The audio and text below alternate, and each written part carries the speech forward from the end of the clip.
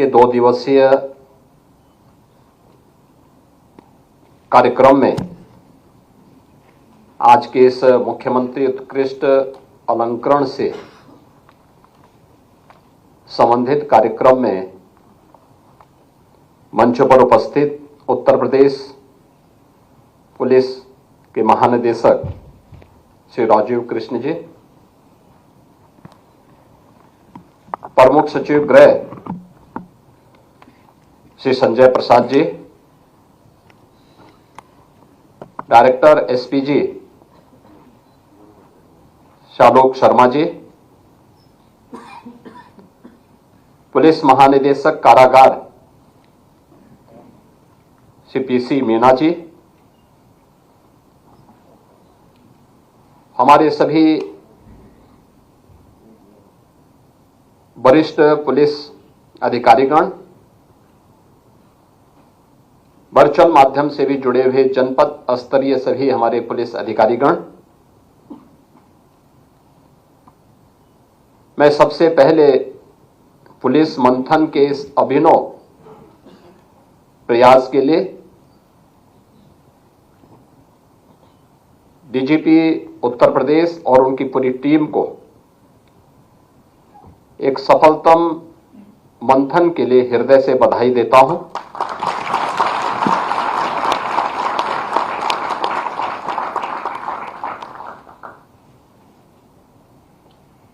आदरणीय प्रधानमंत्री जी के स्मार्ट पुलिसिंग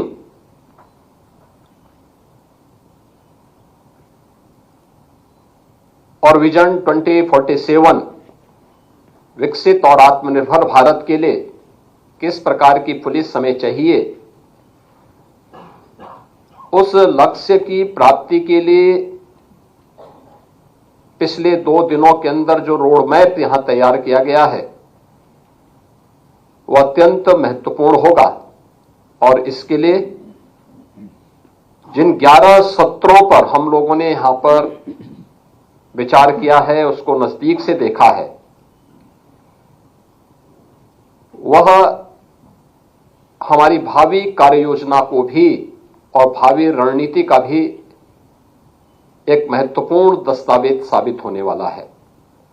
और इसलिए मैं उन सभी प्रस्तुतियों के लिए जो अलग अलग प्रेजेंटेशन के माध्यम से अलग अलग वक्ताओं ने यहां पर 11 सत्रों के माध्यम से, जिसमें लगभग 65 के आसपास, लगभग 55 के आसपास वक्ताओं ने अपने विचार यहां पे रखे हैं, उन सभी को भी अपने महत्वपूर्ण विचारों से अवगत कराने के लिए मैं हृदय से धन्यवाद देता हूं। आज का यह अलंकरण समारोह भी उत्तर प्रदेश पुलिस और उससे जुड़ी हुई विभिन्न विंग्स के हमारे उन अधिकारियों के सम्मान का भी समारोह है जिन्हें हमें अलग अलग वर्षों में मुख्यमंत्री के उत्कृष्ट अलंकरण से सम्मानित किया गया है। मैं उन सभी पुलिस कार्मिकों और अधिकारियों को हृदय से बधाई देता हूं जिन्हें 2023-24, 24-25 और 25-26 के यह मुख्यमंत्री उत्कृष्ट अलंकरण से अभी यहां पे सम्मानित किया गया है।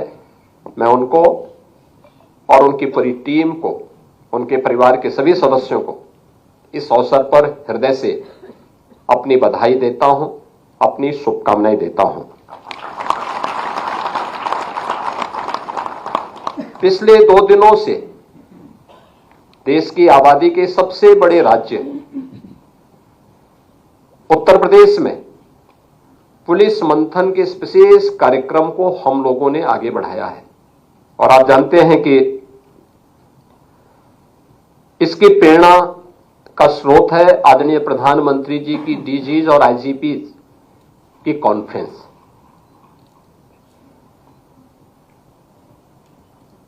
अलग अलग क्षेत्र में क्या नवाचार हो सकते हैं और वे नवाचार हमें कैसे समसामयिक चुनौतियों से जूझने और उसके अनुरूप अपनी रणनीति तैयार करने के लिए कैसे तैयार कर सकते हैं, उसी पर आधारित था यह पुलिस मंथन का कार्यक्रम।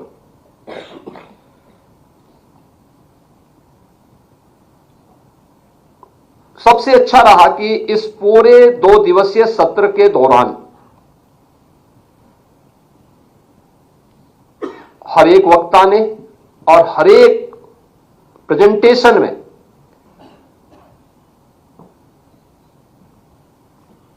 टाइम और स्पेस दोनों का ध्यान रखा।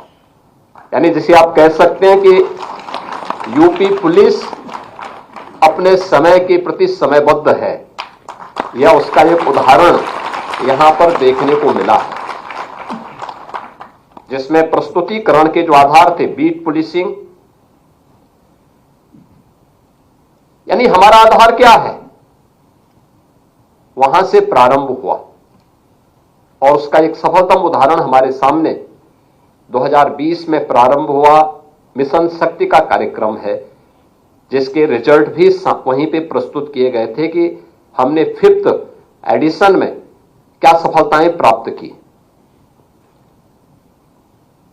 इसके उपरांत महिला और बाल सुरक्षा से संबंधित जो अपराध हैं, मानव तस्करी से जुड़े हुए जो चुनौतियां हैं हम सबके सामने, इससे संबंधित एक यहां पे सत्र हुआ था।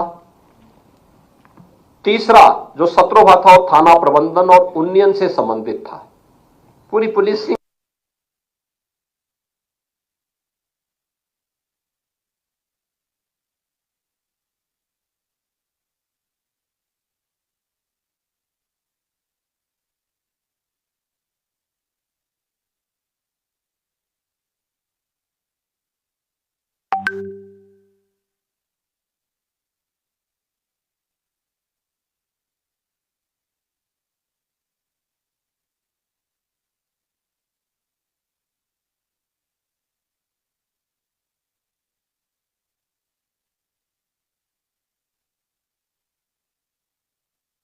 आगे की कार्य योजना को भी आगे बढ़ाने का एक कार्यक्रम हुआ। पुलिस कार्मिकों के लिए पिछले कुछ समय से हम लोगों ने क्या किया और आगे क्या हमें करना चाहिए, क्योंकि एक समय रहा होगा जब कम मानव संसाधन से इतने बड़े राज्य की व्यवस्था का संचालन हो सकता रहा होगा, लेकिन आज के परिप्रेक्ष्य में 4 लाख की सिविल पुलिस, उनके लिए उस प्रकार का इंफ्रास्ट्रक्चर, उस प्रकार की सुविधाएं चाहिए और उसके लिए यहां पे मानव संसाधन के विकास के लिए, उनके कल्याण के लिए हमारी क्या कार्य योजना होनी चाहिए और कैसे हम इसके अनुरूप अपने आगे की रणनीति तैयार कर सकते हैं, इस पर भी विचार हुआ।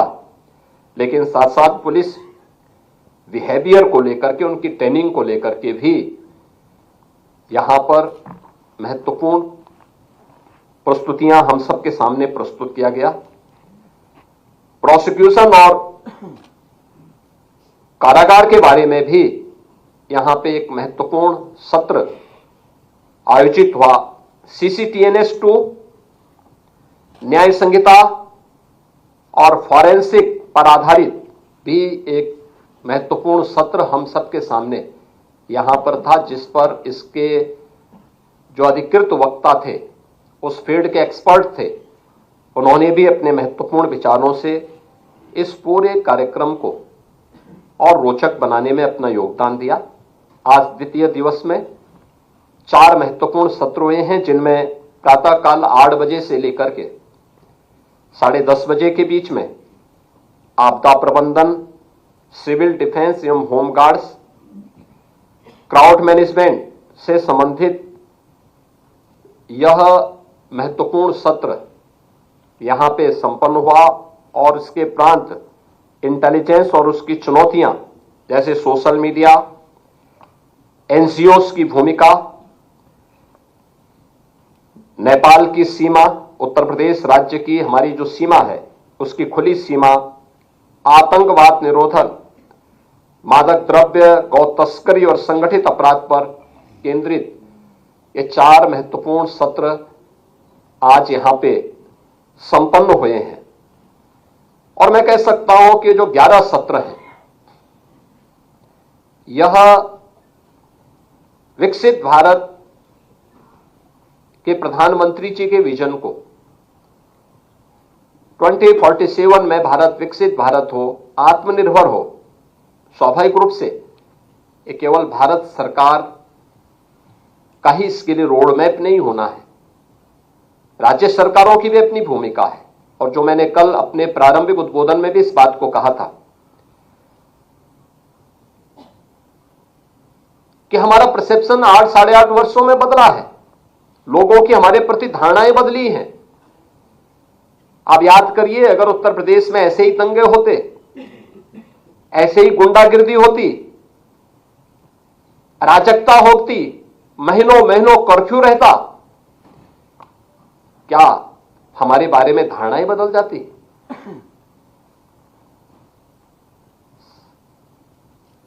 हमने उस धारणा को बदलने के लिए प्रयास किए, आउट ऑफ बॉक्स सोचा,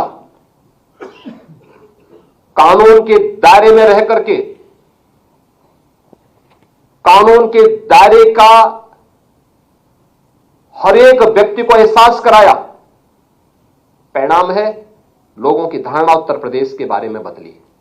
हर व्यक्ति किसी भी फील्ड का हो, आज उस बात को मानता है कि हां, उत्तर प्रदेश में परिवर्तन हुआ है। अगर सुरक्षा नहीं होती तो हमारा इंफ्रास्ट्रक्चर इतना मजबूत नहीं होता। देश के अंदर एक्सप्रेसवे, आज मैं दावे के साथ कह सकता हूं कि उत्तर प्रदेश देश के अंदर 55% एक्सप्रेसवे उत्तर प्रदेश के अंदर है। उत्तर प्रदेश के अंदर और पिछले 9 वर्षों के अंदर ये सभी एक्सप्रेसवे तैयार किए गए हैं।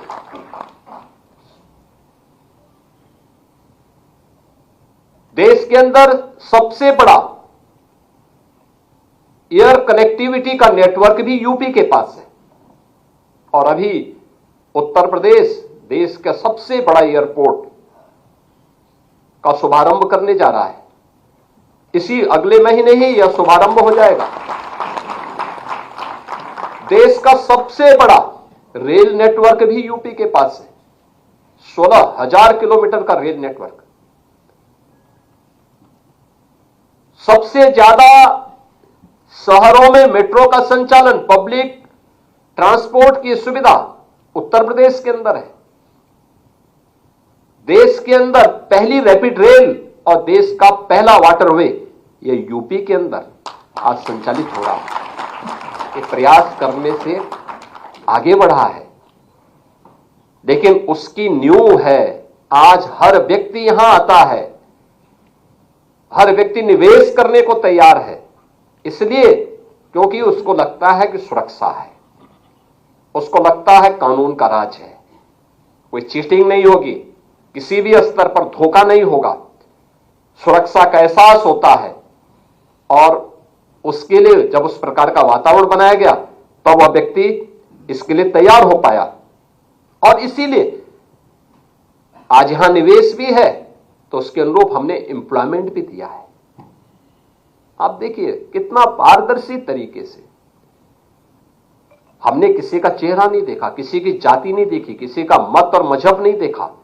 अगर योग्य है ये उसका अधिकार है। वेलफेयर की स्कीम में अगर वो यूपी का नागरिक है, यूपी में रहता है, भारत का नागरिक है, उसको वेलफेयर स्कीम का लाभ मिलना चाहिए।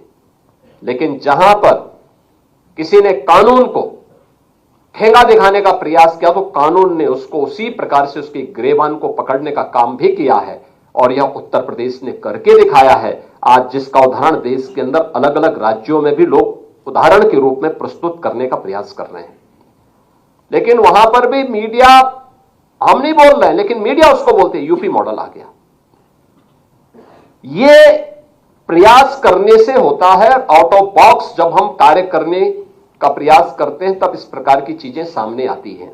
और वह आज हम सब के लिए, मेरा मानना है, एक महत्वपूर्ण, हमारे लिए यह एक दस्तावेज बनने जा रहा है।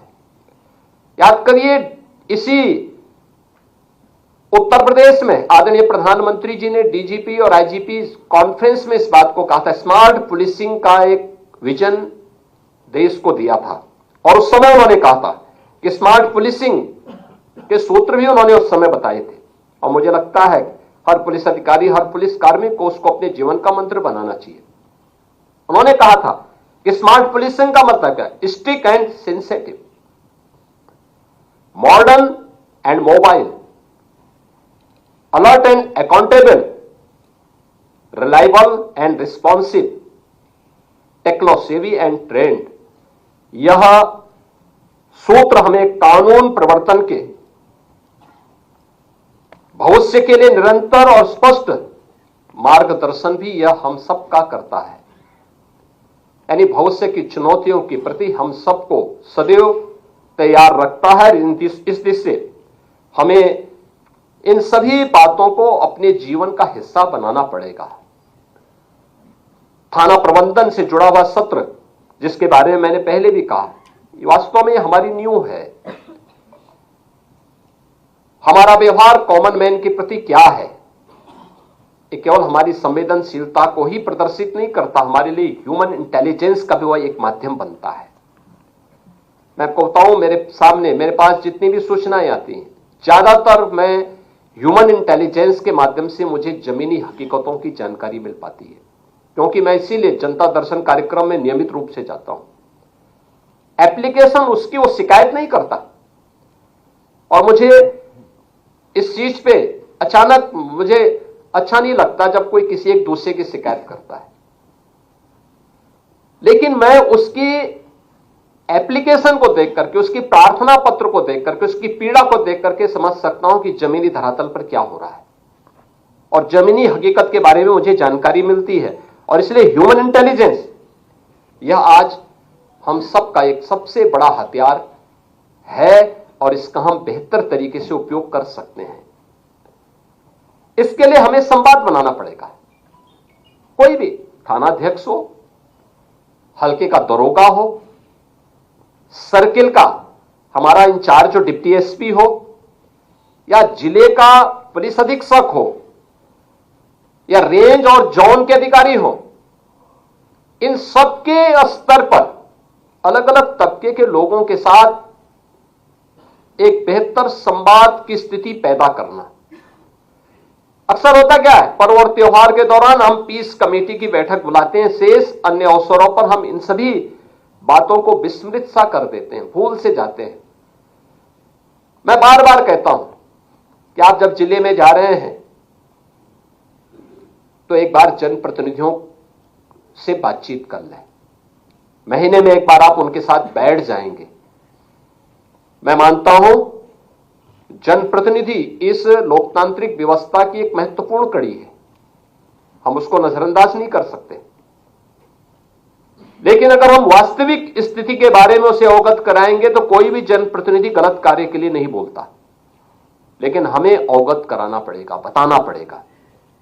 हम संवाद नहीं करेंगे, हम उनके साथ चर्चा नहीं करेंगे, सही तथ्यों से अवगत नहीं कराएंगे, तो स्वाभाविक रूप से उसके सामने जो पीड़ित आ रहा है वह पीड़ित ही अपनी बात को जब बोलता है तो लोग ये मानते हैं कि यही सच है। और इसीलिए हमें जनप्रतिनिधियों के बीच संवाद बनाना पड़ेगा, उनके फोन कॉल को रिसीव करना पड़ेगा, हमें समाज से जुड़े हुए इंटेलेक्चुअल के साथ भी संवाद बनाना पड़ेगा, अलग अलग पृष्ठभूमि से जुड़े हुए लोगों के साथ भी, अलग अलग धर्माचार्यों के साथ, उद्यमियों के साथ, व्यापारियों के साथ एक बेहतर समन्वय हो। रूटीन का कार्य मत बनाइए, कुछ आप उनके बीच जाइए, कभी वे आपके पास आए, बैठ करके चर्चा हो, एक औपचारिक चर्चा, अनौपचारिक रूप से एक संवाद, डायलॉग, बहुत सारी चीजें आपको जमीनी धरातल की प्राप्त होंगी। केवल मुख्यालय में बैठ करके हम पुलिसिंग नहीं कर सकते, और इस दृष्टि से हमें इस संवाद को और प्रभावी करना पड़ेगा।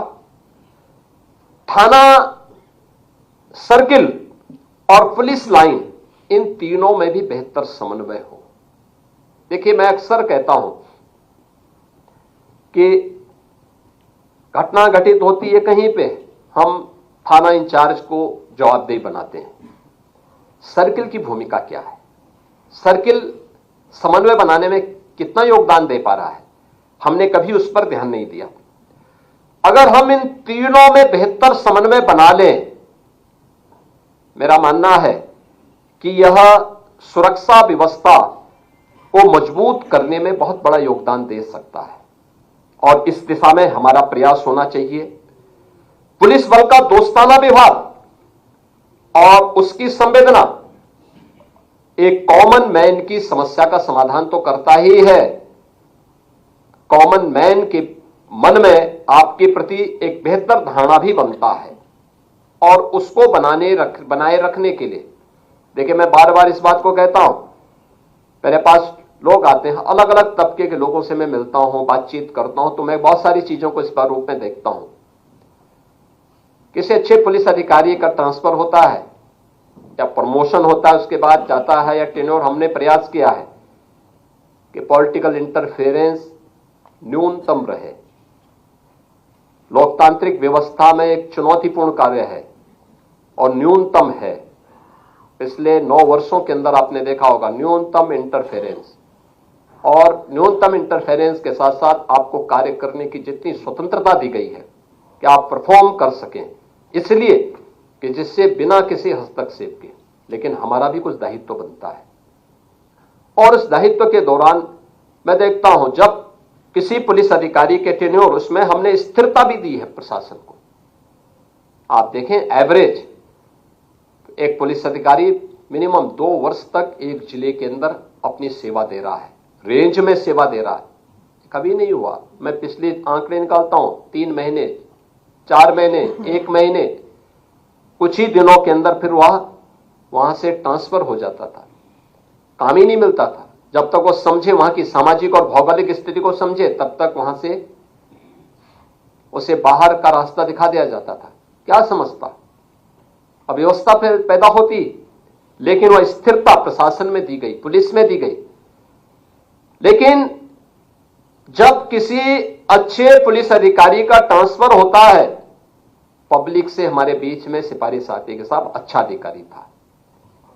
लेकिन जब कोई गलत व्यक्ति वहां से हटाया जाता है, पब्लिक हमें धन्यवाद देने के लिए आती है कि साहब आपने हमारी इस बला को टाल दिया, इसने हमें जीना हराम कर दिया था, बहुत बेकार आदमी था, महाभ्रष्ट था। यानी ये भी चीजें हमें सुनने को मिलती है। दोनों स्थितियों को पेश करते हैं। अच्छा अधिकारी को हम बेशुदा मुझसे कहते हैं अच्छा अधिकारी है, इसलिए दूसरी जगह भी तो अच्छे लोगों को काम करना चाहिए। और एक व्यक्ति ने अच्छी न्यूज डाल दी है तो कुछ समय तक ये चलेगी, हम इसको मॉनिटर कर रहे हैं। अन्य जगहों पर भी अच्छा का लाभ मिलना चाहिए, और वह अच्छे का लाभ देने की दिशा में हम सबको प्रयास करना चाहिए कि हम अपने आचरण से, अपने व्यवहार से उसको और सुदृढ़ करें। 3 नए कानून लागू हुए हैं, हमने गत वर्ष जुलाई में लागू किए हैं।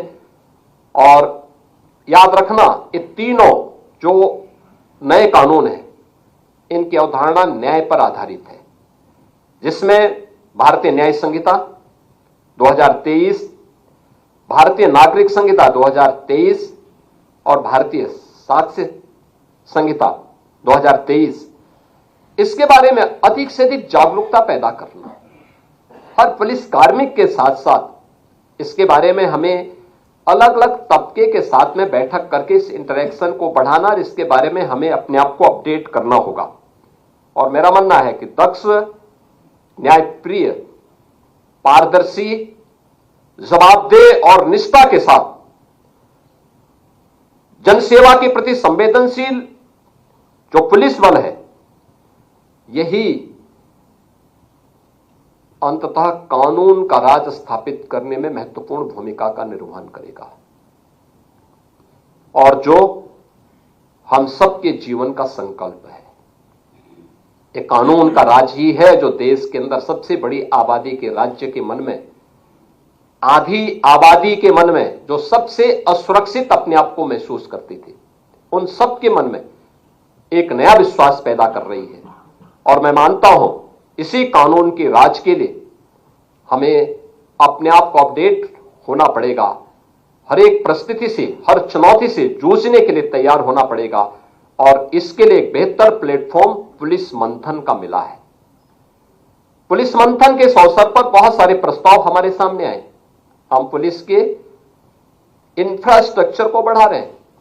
हमने वह समय भी देखा है जब जर्जर, खपरेल और एस्बेस्टस बैरक के नीचे, टूटे हुए बैरक के नीचे हमारे जवानों को रहने के लिए मजबूर होना पड़ता था। और आज आप देखते होंगे कि जनपद के अंदर हाई राइज बिल्डिंग, बहुत सारे जनपदों में सबसे high rise building police barrack की होगी। एक परिवर्तन है और हर जनपद में, किसी एक जनपद में नहीं, हर जनपद में। हम लोग जब आए थे 10 जनपद ऐसे थे जहां पे वर्षों से 2-2, 3-3 दशक से पुलिस लाइन नहीं बन पाई थी।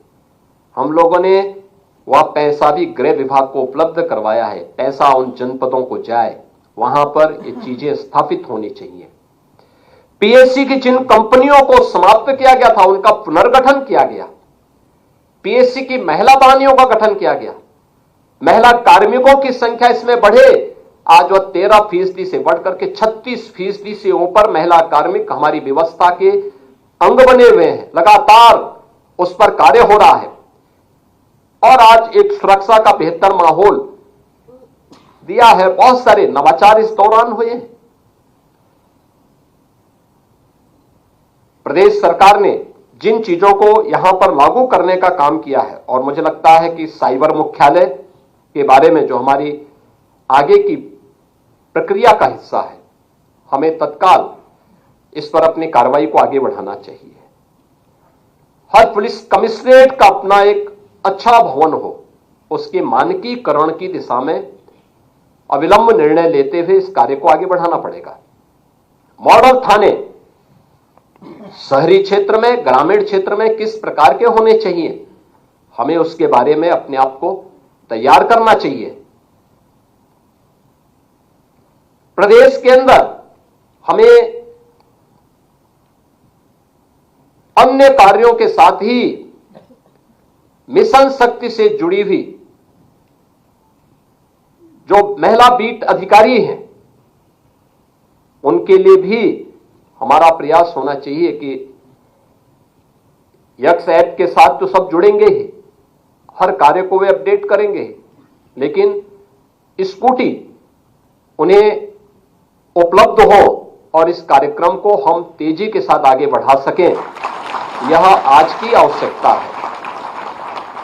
बीट लेवल पर जो हमारे आरक्षी काम करेंगे, उनके पास उस प्रकार के संसाधन हो जिससे उसे आज के समय में केवल उधार के बल पर या साइकिल से अपनी यात्रा तय करने के लिए मजबूर न होना पड़े या अन्य गलत स्रोत से वह पैसा न आहरित करें। इन सभी बातों को हम ध्यान रखें, इन पर हम लोग अवश्य विचार करके तत्काल हमें निर्णय लेने पड़ेंगे। और मेरा मानना है कि जो 2 दिवसीय पुलिस मंथन का एक कार्यक्रम है, यह एक बहुआयामी और बहुपक्षीय सत्रों के रूप में आदरणीय प्रधानमंत्री जी के विजन 2047 की दृष्टि से अत्यंत महत्वपूर्ण सत्र रहा है और इसको हमें प्रत्येक वर्ष के कैलेंडर का एक पार्ट बनाना चाहिए। हर वर्ष हमारा प्रयास होना चाहिए कि जो विषय हमने लिए हैं, हर वर्ष वो विषय लेने आवश्यक नहीं। हां, समय समय पर जो भी यहां की जिन मुद्दों पे चर्चा हुई है उसको फॉलोअप करने की व्यवस्था तो होनी चाहिए। संबंधित विभागों के द्वारा उसको फॉलोअप, कितना हम आगे बढ़े हैं उस पर चर्चा करना।